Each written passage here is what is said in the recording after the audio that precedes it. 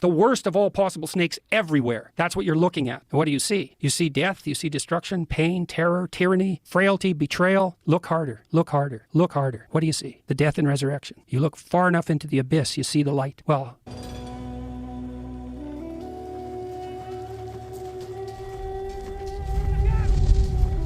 okay, here we go. Either insane or it's true. And I got way deeper into that too. I realized some things about the Exodus story. There's a scene in there in the Exodus story where God sends poisonous. This is so cool. It's so stunning. I'll tell you a little bit about it if you don't mind. It's so cool, Joe. I can't believe it can possibly be true. So Moses leads his people out of the tyranny, right? But weirdly enough, they don't go to the promised land. This is very weird. They go into the desert. Well, why? Well, we're all, say, prisoners of our own tyrannical misconceptions and misperceptions, psychologically and socially. So let's say we free ourselves from those. Well, then we're nowhere. At least we were guided by that. That's why people have... My main issue is that he immediately jumps into the application before he does the interpretation. Because I want to ask questions of what it meant to the original audience immediately, whether that story is actually historically accurate or whatever like that. And sometimes he doesn't care about that. He just immediately goes into the psychology of it. And usually his application is some sort of a psychological thing. And I would just say, just hit the brakes for a second. He's not the only person that does this, because there are a lot of pastors that immediately jump into the application part of things. It's like, hold your horses, relax, do your interpretive process first, understand the text and what's going on, and then we'll talk about application. Not that we won't talk about application, we will, but it's at the end when we talk about application. He jumps into the application, and I think by doing so, he misses something. Nostalgia for tyranny. It's like, at least we had enough to eat then. At least we knew who we were then. It's like out of the tyrant's grasp into the desert. And so you think, why don't people want to challenge their own preconceptions? It's like, yeah, it's out of the tyranny into the desert. And the worse the tyranny, the worse the desert. So if you've been tormenting yourself with tyrannical preconceptions and totalitarian obligations and you decide to drop it, or maybe you're shocked out of that by trauma, you don't go to paradise, you go to the desert. And maybe that's even worse. So no wonder people don't do it. So now the Israelites are out in the desert. You think, why are they there for 40 years? And maybe it's because it takes 3 generations to recover from tyranny. You're in the desert, man. And so the Israelites start worshiping idols. Interesting point. That is a very interesting point. It takes 3 generations to recover from tyranny. I wonder what kind of studies have been done. Let's just trust them on this. Very interesting. I'll tell you why this immediately caught my attention. Because yesterday I was having a conversation with one of my guys in Armenia who's making a video. He's making a sort of longer, like maybe a 40-minute video that he has scripted already on our Armenian-only YouTube channel, by the way. You can go subscribe to that. It's in my suggested channels. He's making a response to Richard Dawkins' book, The God Delusion, which has recently been translated into Armenian, and lots of folks are reading it. So he's making a response to it. Long story short, he ends up talking about communism because Dawkins made a couple of comments, and communism in Armenia specifically. And we were looking at some videos from 1986. It's supposedly a celebration of the city. Here's the funny thing, is that a good amount of what's happening in the video is praising Lenin. And I mean religiously praising Lenin, saying stuff like, you brought eternal peace and you have stood in the way of death.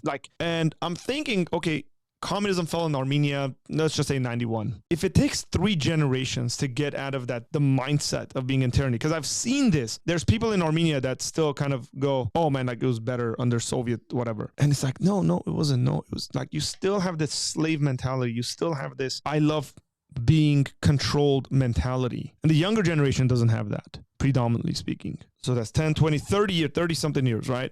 That communism has fallen in Armenia. But he's saying it takes essentially 3 generations. So the conversation here is that the generation of the Israelites essentially that ended up entering the promised land were not the generation that left Egypt. As a matter of fact, nobody except 2 people, Caleb and Joshua, entered the promised land. Not even Moses entered the promised land from that original generation that left. Theology, it's the same thing. And that's why, because they don't have anything to orient themselves, because they're not tyrannized anymore, and they get all fractious and they fight with themselves. And Moses has to spend like all day judging their conflicts, because otherwise they're at each other's throats. And anyways, they turn to false idols. And so God isn't very happy about this, and he sends poisonous snakes in there to bite them. So it's like out of the tyranny into the desert. Now we're fractured by ideologies. Now the poisonous snakes come, and so the poisonous snakes are biting them and biting them and biting them, and they finally break down and go to Moses and say, "Look, you want to have a chat with God and get him to call off the damn snakes?" And Moses says, "Yeah, okay." And so he goes and talks to God, and God says, "This is weird. This is one of those impossibly weird stories. You think this is either insane or it's true." because that's the only options. It's not boring. It's not predictable. It's either insane or it's true. Okay. And maybe we could start by thinking it's insane, but whatever. Moses talks to God, and God could just call off the snakes, right? That's what you'd expect him to do, but that isn't what happens. He says, go make an image of a snake in bronze and make an image of a stick, like a staff, and put the snake on the staff and then around. And then have the Israelites go and look at the snake, and then the snakes won't bite them anymore. And you think, what the hell is... Okay, here's a doctrine from all fields of psychotherapy. Okay. Look at what you're terrified of, and you will get braver. Unless what you're terrified of is a pack of wolves and they eat you. Yeah, well, look, it's not like there aren't real dangers, but look, if you're... Again, this is why I don't like psychoanalyzing the text before actually like interpreting the text, because immediately turns to that, like, look at what you're terrified of. I mean, generally that would be true in regards to what he's saying. Whether that's the original meaning of the text or not, which I don't think it is. I think that the text is a historical retelling of an event that took place. But it's very unique that God would have them do that even. What he's saying is, hey, you got to face your fears. You got to go on ahead, face it, challenge it, beat it. Not Joe Rogan throws something random in there like, what if they're wolves and they eat you? Threatened by a pack of wolves and you go out and study them? You realize... Unless you have guns. Okay, so the classic therapeutic treatment for terror and the poisoning that terror induces is exposure, voluntary exposure. Yeah. Okay, so the pattern there is face what you're most afraid of, and Right. you will be free. Okay. Okay. That makes sense. Voluntarily. Yeah. Now that's a doctrine of psychotherapy now. Right. Okay. So now that's weird. That's weird. So God doesn't chase away the snakes. He makes everyone braver. Okay, because that's better than being safe. Ooh, man, that is... Thank you, Dr. Peterson. Now, again, this is like beyond the biblical kind of conversation. He's saying this is a doctrine, right? He's literally saying that you got to face your fears, and God doesn't just rescue them. He makes them face their fears. Now, that's unique in the sense that we're made. And there's a number of books, by the way, on subjects about like helping other people, where the suggestion is that it's probably not a good idea just to go around giving money to everyone, because you're not really helping them. You can be enabling them to remain being poor. Like challenging people and having people work for stuff is going to give them a lot of self-dignity. If you're just rescued all the time, and I'm thinking about kids right now, I'm thinking about my own children, when they're afraid of stuff, does it make sense to always jump in there and just save them from the situation, or for them to confront the situation, deal with the situation, and overcome the situation?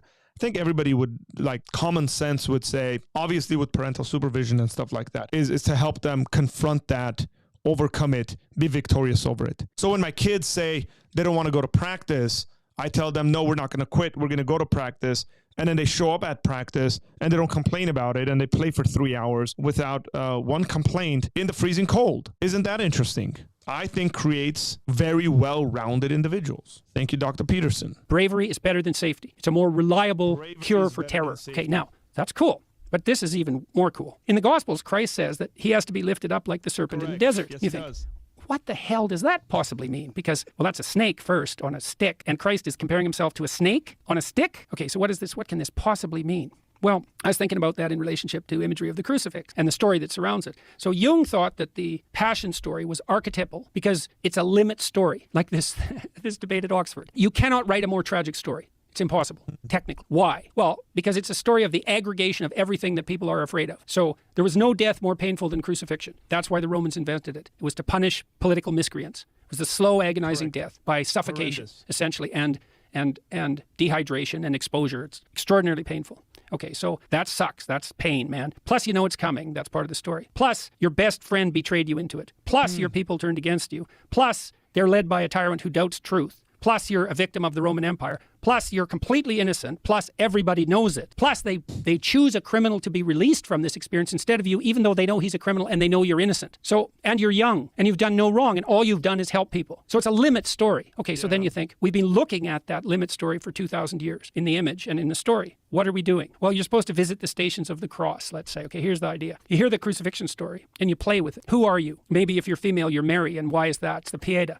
Because you have to offer your children to the destruction of the world. That's female courage. That's the mother that doesn't hold her child back. It's like, go out. To what? Eventually your death and destruction. Go out. Leave me. Be in the world. That's feminine courage, man, to let her baby go. You're Pilate. Wow. You doubt truth, but you'll go along with the crowd. You're Judas because you betray your best friend. You're the mob. You're the criminal. All of that, that's you. You look on all those things that you hate and are terrified by. That's not a snake. It's like the worst of all possible snakes everywhere. That's what you're looking at. And what do you see? You see death, you see destruction, pain, terror, tyranny, frailty, betrayal. Look harder, look harder, look harder. What do you see? The death and resurrection. You look far enough into the abyss, you see the light. Well, that's the story. That's the connection between those stories. And this unbelievably strange thing is that connection exists. It's like there's the strange story of the serpent in the desert, and we know that story is 3,000 years old, something like that. We know that. And then we know perfectly well that Christ said that he was allied, that his image was allied with that snake. That's written down. And even if you don't believe in the historical reality of Christ, someone still made that connection. And did they know everything we were talking about today explicitly? So what do we make of the fact that the shamanic experience, which is replicable cross-culturally and which dominated the human landscape for at least 20,000 years, we know that it involves a death and a resurrection and an entry into paradise and a reunion with the ancestors. And so what does it mean? Who knows, man? This is way past my knowledge, but I know that connection. Hermeneutically, I would have all sorts of issues with this.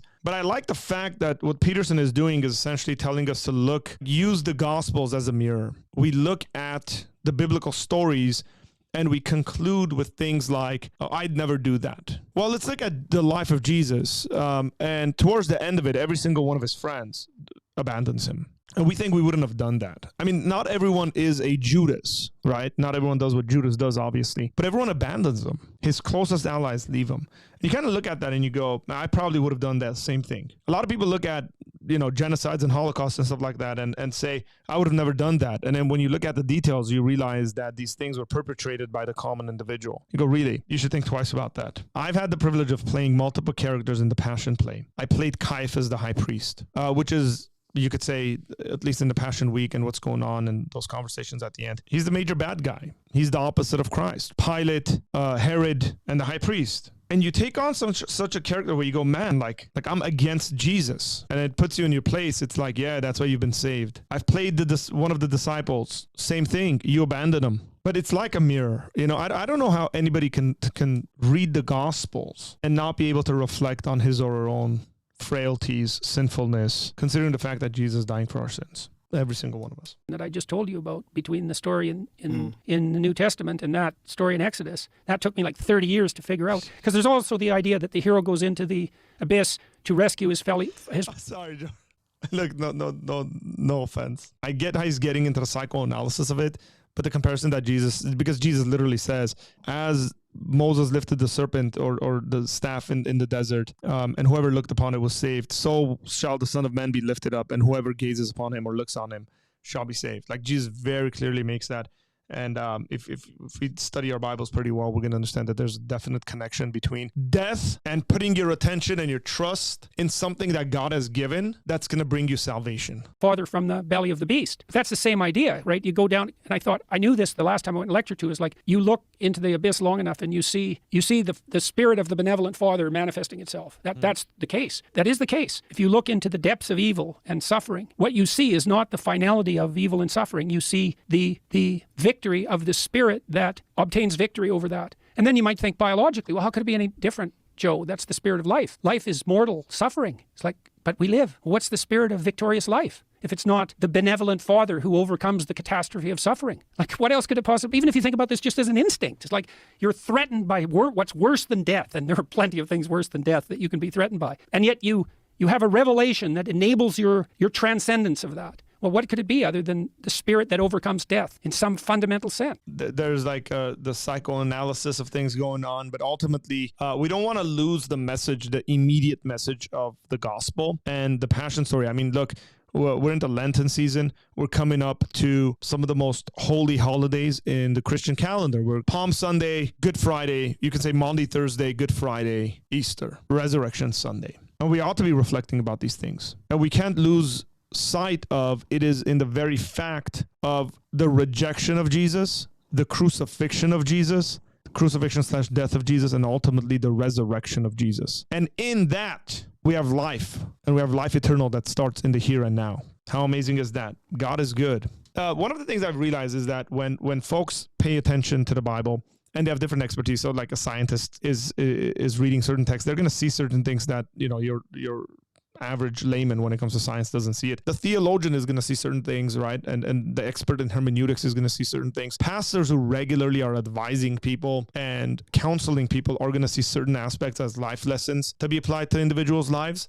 Apologists are going to see Like it's phenomenal for me that I can read the book of Acts, and it like there's so many passages that deal with like convincing and persuading that pop up to the surface, where folks just for some reason don't see those things because, you're paying attention in those areas, which is fine. And then you get someone who is a psychologist who sees these things and is able to grab onto like, here's how that affects the human psyche. It's like to actually face your fear, to face the very thing that's killing you, to look at it is actually a good thing. And this has been settled essentially is phenomenal. So you can always grow and learn. I wouldn't say that's necessarily what the meaning of the text is, but I would say that is some good additional information to have in our understanding of the biblical narrative. So thank you, Dr. Peterson.